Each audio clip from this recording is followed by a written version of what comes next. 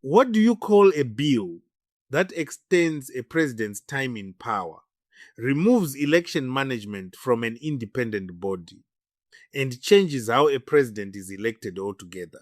In Zimbabwe, right now, they are calling it development, and they want you to believe the people agree. Yesterday, we told you about Thabo Mbeki, the former South African president who looked at Zimbabwe's constitutional amendment, Bill number 3, and reached for the language of riddles and historical warnings.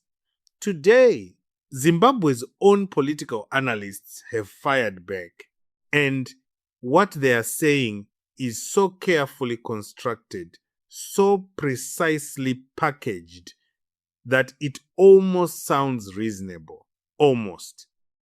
The defenders of CAB 3 came out this week with a message built on 3 powerful words: development, continuity, stability. Political analyst Derek Goto said Zimbabweans understand that CAB 3 is more of a developmental instrument than a political document.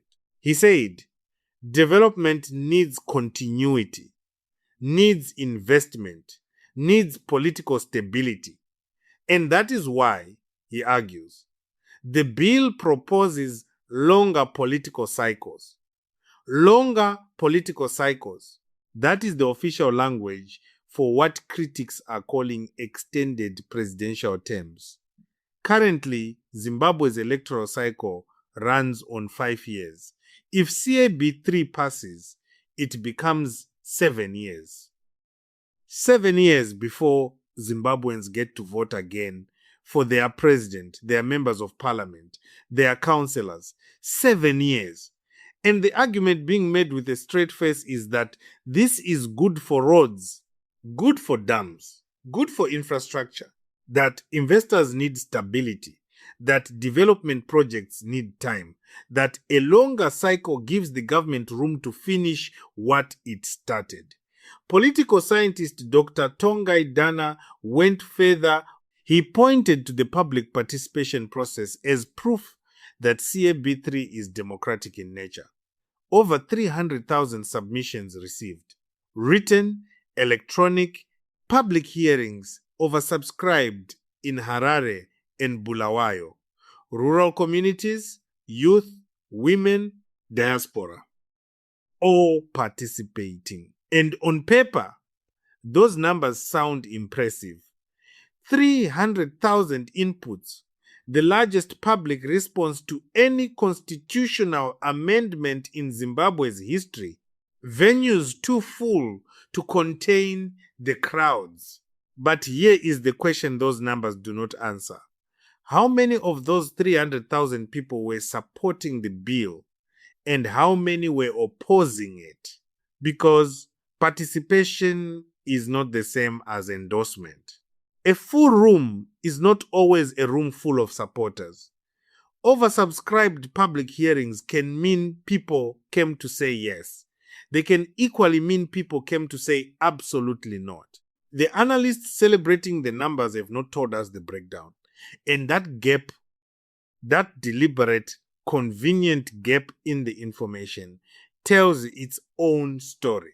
Now look past the roads and the dams and the development language and read what CAB 3 actually does beyond extending electoral cycles. It introduces a parliamentary process for electing the president. Currently, Zimbabweans vote directly for their president. One citizen, one vote, direct choice. CAB 3 proposes moving that power from the people to parliament.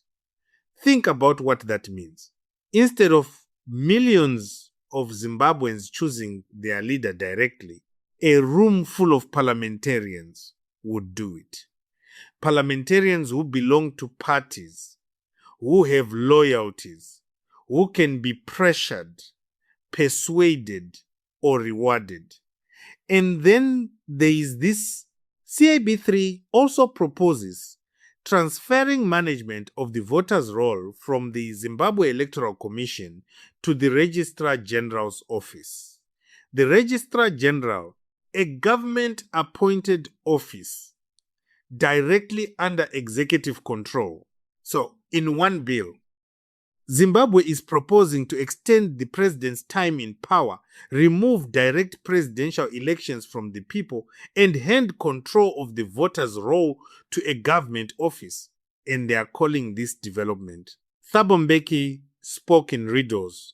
Now, you understand why. Across Southern Africa, constitutional lawyers and democracy watchdogs are reading these provisions with growing alarm, because each element of CAB 3 taken individually can be explained away longer cycles for stability, parliamentary election for efficiency, voters' roll transfer for administrative purposes, but taken together, they form a pattern that Africa has seen before in countries that did not end well. In governments that started with infrastructure and ended with impunity. In leaders who began with development language and finished with lifetime tenure. The analysts defending CAB 3 are not necessarily lying about the roads and the dams. Zimbabwe has real infrastructure projects, real development needs, real economic aspirations. But a constitution is not a development plan. A constitution is a boundary. It is the line that says this far and no further. It is the document that protects citizens not just from foreign threats, but from their own government when power becomes intoxicating. When you rewrite that boundary in the name of development, you are not building roads. You are removing the guardrails. And once those guardrails are gone, no amount of dam construction brings them back. Parliament is processing over 300,000 public submissions. The analysts say the bill will pass. The government says the people have spoken. But somewhere in those 300,000 voices are Zimbabweans who came to those oversubscribed venues not to celebrate this bill, but to fight it. And right now their voices are being counted in the same pile as everyone else, without distinction, without transparency, without separation. So here's the question Zimbabwe and all of Southern Africa must answer before this bill crosses the finish line.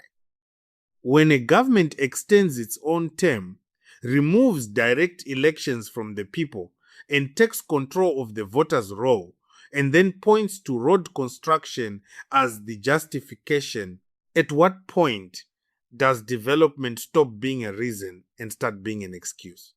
And when that moment comes, will there still be a constitution strong enough to stop it? Share this.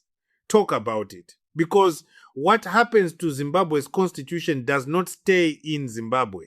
It sends a message to every government on this continent that is watching and taking notes.